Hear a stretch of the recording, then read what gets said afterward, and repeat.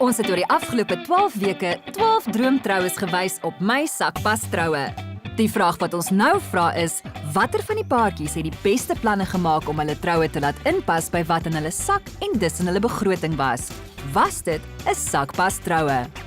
Stem vir jou gunsteling deur 'n SMS te stuur na 36264 met die kode SAKPAS en die naam van die bruid en bruidegom. Die paartjie met die meeste stemme wen 'n R20.000 geskenkbewys van lekkerslaap.co.za wat by enige van hulle meer as 16.000 wegbreekplekke reg oor Suid-Afrika gebruik kan word. 2 gelukkige kykers kan ook elkeen 'n R5.000 lekkerslaap geskenkbewys wen wat uit die bondel van SMS'e getrek gaan word.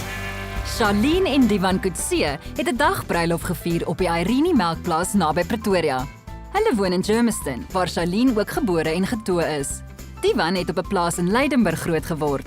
Stadsjapie Charlene en plaasjapie Divan het R45.000 gehad om te spandeer op hulle troue. So het hulle sente gerol en rande gerek. 'n Goeie manier om te bespaar vir jou troue sal die volgende wees is om jou eie dekor te maak. Goed wat jy in die huis het, wat jou idees is, kyk of jy dit so kan gebruik. Lulu is natuurlik een van die beste DIY bruide wat ek nog ooit in my lewe gehad het. Sy en haar ma het al die dekor gemaak. Al wat van die venue plek af kom is die mes en virk in die borde. Die res het ons alles gemaak. Ons het gekyk as ons al hierdie goed moes gehuur het, sodat ons veel meer gekos het. En die ander ding van om die goed self te maak, dis jou goed, jy kan dit weer gebruik. Jy hoef ook nie bekommerd te wees die goed breek nie en dan verloor jy jou deposits wat jy betaal het by die huurplekke.